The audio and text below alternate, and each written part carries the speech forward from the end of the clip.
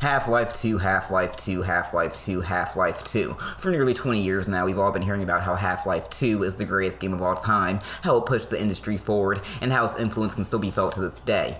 In fact, Half-Life 2 gets put on such a pedestal that it can be kinda easy to overlook the original, despite there being like a 6-year period when it was considered to be the definitive first-person shooter. Hell, even I'm guilty of this. I first played through Half-Life 2 when I got the orange box for my 360 back in 2008, but despite having grabbed the OG when it was on sale for like $1 a couple of years ago, I've never actually played through the damn thing. But with Half-Life turning 25 later this year, I figured now was the perfect time to check it out for myself.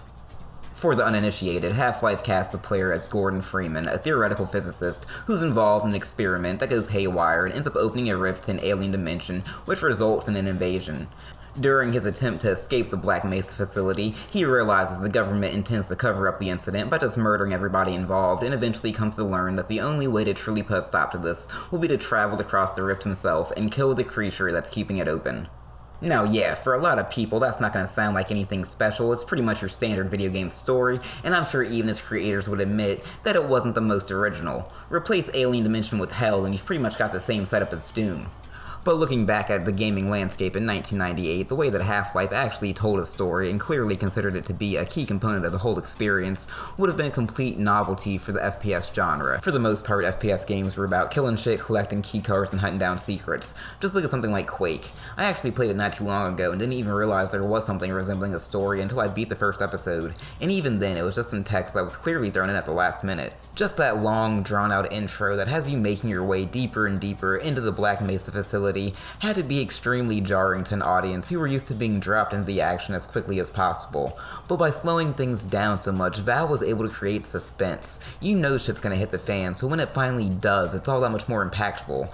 I wouldn't come close to calling Half-Life a horror game, but its influence on titles like Fear and even Dead Space is impossible to ignore. Even seemingly trivial stuff like coming across AI characters who didn't just want to gun you down and will actually help you out was pretty much unheard of in shooters. So was the way that Valve thought to make Black Mesa seem like a location that could actually exist and that the player progresses through in a logical fashion. Of course, looking at it with modern eyes, it does all seem a little quaint. I mean, it's kind of hilarious and definitely a little immersion breaking the way the tram runs into a loading screen every 45 seconds during the introduction. There's also like 3 character models for the scientists and only 1 for security guards, which does give off the vibe that Gordon's working with a bunch of clones. And it doesn't help that while all of them love to point out that you are indeed Gordon Freeman, nobody bothers to tell you their own name. The G-Man is the only unique character you come across, and you only have 1 conversation with him at the very end of the game. So while the story of Half-Life is interesting, it can't connect with you on any sort of emotional level.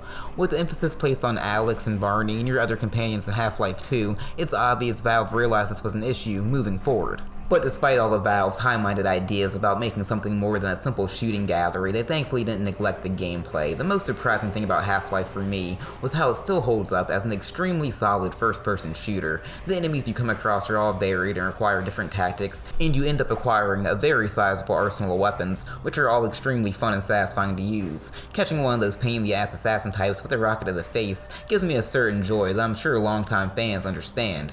When Half-Life is at its best, it's an exhilarating experience that still very much holds up. But it's at its worst when it's forcing the player into tedious platforming sections that made me want to smash my mouse against the wall. I know that's not an original criticism, but these sections really do stand out as the biggest flaw in what's otherwise a pretty timeless game.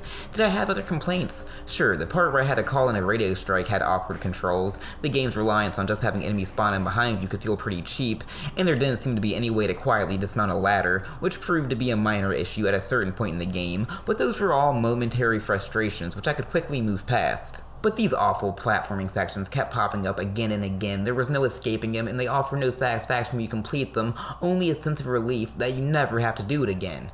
And worst of all is that the final portion of the game doubles down on all that platforming bullshit. Like seriously, did nobody at Valve actually sit down and playtest this portion for themselves? A weak final boss would have been one thing, but once Gordon is transported to Zen, all of the fun stuff gets sucked out of the experience. When the last hour or so of your game just falls off a cliff, it's a lot harder to ignore and just drags down the entire game. If I didn't plan on making a video, I probably wouldn't have even bothered to finish it. It's honestly a testament to how revolutionary Half-Life must have been back in the day, that most of these issues were usually little more than a footnote in most reviews when it came out. Now, having played through it for myself, I can see why Half-Life doesn't get quite as much love these days as its sequel.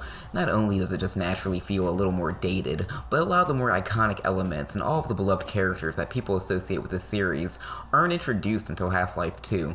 The greater Half-Life universe, as it were, is barely even hinted at here in this first game. Still, that was enough to inspire a generation of game developers to build on the foundation that Valve had established. If Wolfenstein 3D and Doom are the grandfather of FPS games, then Half-Life is the father of the modern first-person shooter. The course of the entire genre shifted following its release, and it's completely possible that many beloved games wouldn't exist, at least as we currently know them, if it wasn't for Half-Life. I'd give it 9.5 head crabs out of 12.